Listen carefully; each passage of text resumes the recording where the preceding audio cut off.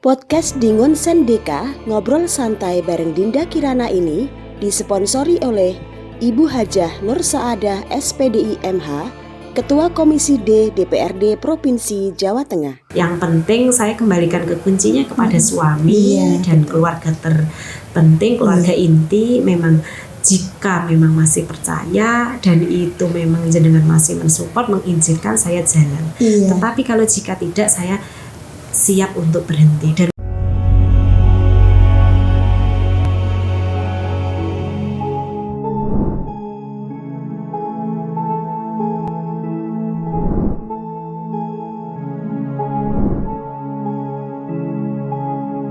Assalamualaikum warahmatullahi wabarakatuh, Mbak Anis. Waalaikumsalam warahmatullahi wabarakatuh, Mbak Dinda. Ya, baik, terima kasih Mbak Anis atas waktunya sudah berkenan hadir di sini ngobrol bersama saya Dinda Kirana. Ini kami pengen tahu sepak terjang yang dilakukan, program-program juga yang sudah berjalan dari Ketua PC Fatayat NU Jepara, dan di sini kita mengangkat tema tentang semangat berhikmah mewujudkan perempuan berdaya.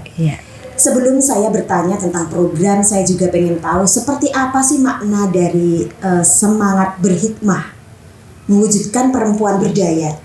Ini dari sosok Mbak Anis, seorang Ketua PC Fatayat NU Jepara yang baru 1 tahun berjalan ini, Mbak. Seperti apa? Iya, baik Mbak Dinda, begitu ya. Terkait semangat berhikmat untuk mewujudkan perempuan berdaya, begitu ya. Kita berhikmat yaitu pengabdian tanpa pamrih, tentu hal ini membutuhkan semangat, begitu ya Mbak Dinda. Maka seluruh anggota atau pimpinan yang ada di jajaran kita, maka semuanya harus benar-benar semangat berhikmat dengan tulus ikhlas untuk mewujudkan perempuan yang berdaya, begitu ya. Jadi semuanya dibutuhkan semangat ya, karena semuanya itu, pengabdian itu memang akan sukses, program-programnya akan dapat berjalan dengan baik manakala semuanya bisa berkontribusi dengan bersama-sama, begitu ya Mbak. Bisa dikatakan berhikmah itu yang seperti apa sih? Iya, berhikmat itu yaitu pengabdian Mbak Dinda ya, pengabdian yang tanpa pamrih, begitu ya. Di Fatayat, iya betul, karena kita organisasi sosial keagamaan, begitu jadi ya. ini tanpa pamrih ya, dengan sukarela, tulus hati, dengan kesungguhan, betul, mau bergabung di Fatayat. Dan itu dibutuhkan semangat. Jangan sampai semangat itu tumbuh di awal masa hikmatnya, di periode nanti di tengah-tengah agak melempem, begitu ya, kemudian tiba-tiba hilang ya.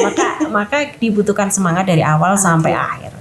Karena program-program kita itu memang secara banyak banget, begitu ya Mbak ya. Dan tadi kembali lagi, karena kita organisasi sosial, begitu tanda kutip, yang tidak non profit, begitu, maka itu harus dibutuhkan kesadaran dengan hati yang tulus dan ikhlas. Kalau perempuan berdaya itu yang seperti apa maknanya itu, Mbak Anis? Iya, harapan kita ke depannya bahwa seluruh perempuan, terkhusus perempuan yang ada di Jepara, dia menyadari betul bahwa dia itu punya skill, kemampuan, begitu ya. Jadi punya kemampuan. Punya kemampuan yang perlu diaktualisasikan untuk bisa berkontribusi, Mbak, gitu ya, menyumbangkan seluruh jiwa dan tenaganya juga secara berhikmat untuk kemaslahatan umat, terkhusus di Jepara, begitu. Ini adalah maksud dan makna dari tema itu ya. Berdaya itu berarti mereka rela berkontribusi, mereka rela untuk berhikmat, bermaslahah untuk memberikan manfaat yang baik untuk umat. Setelah kami mengetahui tentang makna dari tema ya Mbak ya, saya pengen tahu juga program-program dari PC Fatayat NU Jepara ini dari Mbak Anis untuk ke depan, untuk kemaslahatan umat itu tadi, untuk perempuan yang ada di Kabupaten Jepara, untuk memberikan kontribusi kepada Jepara, seperti apa? Iya, kalau di jargon kita ya Mbak, kita aktualisasikan di jargon kita begitu ya, sebagai doa ikhtiar kita, harapan kita semuanya di dalam kita berkhidmat, tujuan kita yaitu mewujudkan perempuan Jepara yang sehat, berkualitas dan mandiri begitu ya. Dan tentu program-programnya itu ya mendukung hal tersebut begitu ya Mbak.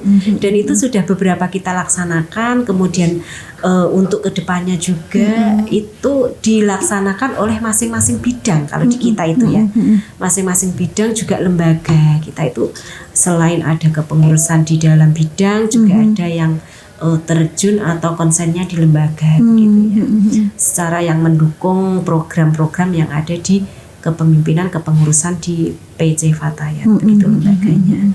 Nah, kalau dilihat ya ada Garfa juga, itu adalah bagian lembaga Mbak Dinda. Garfa itu adalah polisinya Fatayat, bertugas sebagai keprotokoleran begitu ya. Ada Fordaf, Forum Daiyah Fatayat, kemudian ada LKP3A, lembaga konsultasi pemberdayaan perempuan, perlindungan perempuan dan anak. Itu adalah bagian lembaga kita begitu, yang dia itu ranah kerjanya, programnya mendukung program yang ada di bidang-bidangnya Fatayat begitu. Dan alhamdulillah semuanya sudah bisa bekerja sama dengan baik, sudah ada beberapa yang jalan programnya dan ini adalah merupakan PR kita karena secara kita hikmatnya baru sekitar 1 tahunan jadi keseluruhan program mungkin ada beberapa yang belum terlaksana, masih banyak jadi PR. Dan selain dari program-program yang sudah Mbak Anis sampaikan tadi, kami juga pengen tahu dukungan-dukungan dari pemerintah, dari stakeholder kepada PC Fatayat NU Jepara, juga dukungan dari pengurus PCNU Jepara ini untuk Fatayat. Seperti apa itu Mbak Anis? Alhamdulillah Mbak, kita sepenuhnya dapat dukungan baik itu dari pemerintah maupun PCNU gitu ya. Di dalam kita berkegiatan semuanya mereka mendukung. Karena tadi ya program kita juga tujuannya juga untuk masyarakat Jepara juga ya Mbak begitu ya. Tadi jargonnya untuk kita senantiasa menjadi perempuan yang sehat, itu kan juga merupakan bagian dari cita-cita pemerintah daerah ya Mbak begitu. Kita udah kerjasama dengan beberapa OPD, ada DKK, kemudian ada puskesmas dan lain sebagainya yang kita aktualisasikan di dalam kegiatan kita LKD di tingkatan ranting begitu ya. Ada pelatihan atau sosialisasi terkait kesehatan, kemudian kita juga kerjasama terkait pemberdayaan ekonomi, kita bekerja sama dengan stakeholder yang lain untuk mensukseskan program tersebut. Kemudian terkait berkualitas itu tadi juga kita sudah bekerja sama dengan pemerintah daerah dan juga NU, karena di sini juga kita tujuannya bersama-sama untuk memajukan masyarakat. Mensupport penuh berarti ya Mbak ya. Alhamdulillah. Iya Mbak. Dan di sini kami juga pengen tahu Mbak Anis, ini kan sosok seorang ketua PC Fatayat NU Jepara. Mengkompakkan anggotanya ini nggak mudah ya Mbak ya. Kalau kita melihat sebegitu banyak, ini organisasi besar ya, se-Kabupaten Jepara. Dan kami juga melihat Mbak Anis ini adalah seorang ibu rumah tangga yang tentunya di sini adalah seorang anak dari ibunya Mbak Anis, orang tuanya Mbak Anis, kemudian seorang istri dari suaminya Mbak Anis, dan juga seorang ibu dari putra-putrinya Mbak Anis. Gak mudah ini ya membagi waktu dari kegiatan seorang ketua PC Fatayat NU Jepara, juga seorang yang punya kegiatan di rumah, izin dan lain sebagainya. Seperti apa itu Mbak? Mungkin kami nanti bisa terinspirasi begitu ya. Monggo Mbak. Iya baik Mbak Dinda, terkait bagaimana cara kita mengkompakkan dan juga membagi waktu dengan keluarga begitu ya. Terkait mengkompakkan kita dengan jalan silaturahim, kita upayakan besar mungkin untuk kita selalu bisa bertatap muka langsung dengan anggota kita yang ada di ranting begitu, sebagai wujud kita berkhidmat, sebagai tanggung jawab kita ngopeni di seluruh anggota yang ada di kabupaten ini ada 249 ranting, Mbak. Didatangi semua itu. Ya, kita upayakan untuk setiap kali ada kegiatan dan memang melibatkan atau mengundang PC, kita mengupayakan untuk bisa hadir secara langsung karena memang mereka itu memang secara kalau mantepnya itu ya memang ketuanya yang hadir begitu dan komitmen Jangan sampai kita diwakilkan gitu kalau komitmen bisa. kita menjadi pimpinan ya diupayakan selakinya kita masih mampu dan tidak ada halangan. Untuk itu maka kita upayakan untuk bisa hadir sebagai wujud dari tanggung jawab kita sebagai pimpinan begitu ya. Kemudian untuk membagi waktu dengan keluarga ini tentu memang butuh kerjasama dari semua pihak, Mbak Dinda ya. Tidak kita bekerja secara sendiri, tidak, tentu memang support dari keluarga. Termasuk diantaranya yaitu yang terpenting suami. Ini adalah kuncinya. Memang suami di mana dia mensupport apapun yang kita lakukan, maka kegiatan-kegiatan di rumah juga kita juga disupport banget, Mbak Dinda. Kita bagi-bagi tugas lah begitu. Kita kan udah memegang apa yang namanya prinsip gender ya. Jadi kesetaraan gender ini kita terapkan di rumah dan alhamdulillah suami juga welcome, bisa menerima. Dia tahu mana yang perlu kiranya dibantu. Nah, begitu ya. Jadi ada kerjasama begitu dan itu sudah menjadi komitmen dari sebuah keluarga. Membangun keluarga itu memang butuh komitmen begitu ya, saling membantu ya. Dan anak-anak juga mengerti, Mbak Dinda. Jadi mereka itu sudah dari kecil itu sudah terbiasa untuk hidup latihan mandiri begitu, tidak harus sedikit-sedikit ibu atau mamanya, sedikit-sedikit harus kehadiran mamanya, tidak. Tapi mereka menyadari betul bahwa ibunya ini adalah sosok yang sering berjuang di luar begitu ya. Memang diupayakan untuk bisa bermaslahat. Dan kita memang katakanlah dari keluarga yang sudah terbiasa berkhidmat. Ibu dan bapak saya itu sudah berkhidmat di NU. Kalau ibu dulu itu Fatayat ya, Mbak, jadi termasuk tokohnya Fatayat. Kemudian bapak saya itu di Ma'aris. Jadi udah keluarga iya betul sudah terbiasa hidup demikian. Jadi sudah paham betul seperti apa yang harus dilakukan, tanggung jawabnya menjadi seorang pimpinan ini. Jadi sudah tidak asing lagi di keluarga kita. Baik, Mbak Anis, tadi sudah diceritakan seperti apa kekompakan dalam keluarga, dukungan dari keluarga yang begitu mensupport dan juga memahami kegiatan-kegiatan dari Mbak Anis. Mungkin ada menghadapi atau menemukan kesulitan-kesulitan gitu dalam berjuang di NU Kabupaten Jepara, di PCNU Kabupaten Jepara sebagai ketua PC Fatayat ini. Seperti apa kesulitan-kesulitannya? Insya Allah kesulitan yang berat itu tidak ada. Ya. Paling ya memang terkait atur-atur waktu lah. Selain karena saya di organisasi Fatayat, saya juga punya tanggung jawab di lembaga begitu ya, Mbak Dinda. Terkadang itu waktunya berbenturan begitu. Paling itu mawon. Dan insya Allah dari pihak lembaga juga menyadari betul bahwa saya juga selain di lembaga punya tanggung jawab yang lain begitu ya. Memang dukungan dari pihak lain ini penting, Mbak Dinda, untuk mensukseskan kegiatan kita, khidmat kita tentunya di Fatayat begitu, yang memang terkadang itu kalau dipandang orang kadang itu tidak kenal waktu begitu, hari libur pun masih berkegiatan dan kadang bahkan terkadang ya ini hanya terkadang mawon sampai kadang malam karena jangkauan kita kan sudah tidak hanya satu daerah atau satu desa begitu ya. Kalau sampai pulang malam. Iya, kalau kita berkegiatan di daerah Donorojo, Keling begitu ya, Mbak Dinda ya. Apalagi ke Karimun ya. Iya, betul. Itu menyita waktu dan memang menghabiskan waktu, kadang itu bahkan sampai malam. Begitu itu mungkin itu mawon dan itu perlu ada atur-atur waktu atau jadwal mensiasatinya. Paling itu saja yang terkait kesulitan kita itu paling gitu berbenturan dengan. Tapi tidak menutup kemungkinan ya, Mbak ya, terkadang kita kan perempuan ya, kita kan seorang wanita begitu ya. Ada yang nyinyir, ada yang mengira kita seperti apa begitu.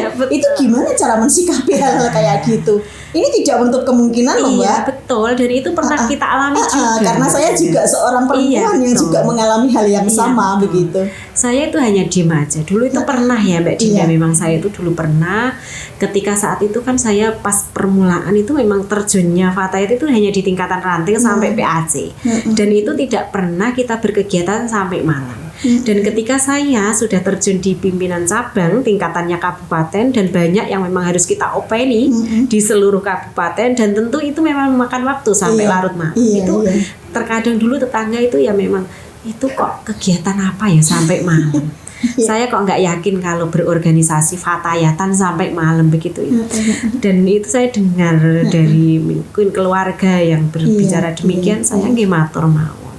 Ya, yang penting saya kembalikan ke kuncinya kepada suami dan keluarga terpenting, keluarga inti. Memang jika memang masih percaya dan itu memang jenengan masih mensupport, mengizinkan saya jalan. Tetapi kalau jika tidak, saya siap untuk berhenti, dan mereka pun memahami kalau keluarga sudah paham dan mensupport banget, dan akhirnya tetangga ngertos ternyata demikian. Dan saya itu memang siasat saya itu, saya sering kalau berkegiatan itu buat di story lah, buat itu selain kita mendokumentasikan kegiatan juga kita sebagai izin kita ke masyarakat ya kita yang mungkin belum tahu. Iya betul.